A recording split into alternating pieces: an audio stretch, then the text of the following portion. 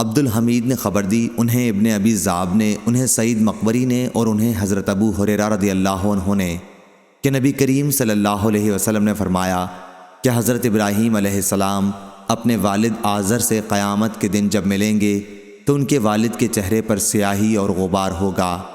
حضرت ابراہیم علیہ السلام کہیں گے کہ کیا میں نے آپ سے نہیں کہا تھا کہ میری مخالفت نہ کیجیے؟ وہ کہیں گے کہ آج میں آپ کی مخالفت نہیں کرتا۔ حضرت ابراہیم علیہ السلام عرض کریں گے کہ اے رب، تو نے وعدہ فرمایا تھا کہ مجھے قیامت کے دن رسوا نہیں کرے گا۔ آج اس رسوائی سے بڑھ کر اور کون سی رسوائی ہوگی کہ میرے والد تیری رحمت سے سب سے زیادہ دور ہیں۔ اللہ تعالیٰ فرمائے گا کہ میں نے جنت کافروں پر حرام قرار دی ہے۔ پھر کہا جائے گا کہ اے ابراہیم، تمہارے قدموں کے نیچے کیا چیز ہے؟ وہ دیکھیں گے تو ایک ذبح کیا ہوا جانور خون میں لتھڑا ہوا وہاں پڑا ہوگا، اور پھر اس کے پاؤں پکڑ کر اسے جہنم میں ڈال دیا جائے گا۔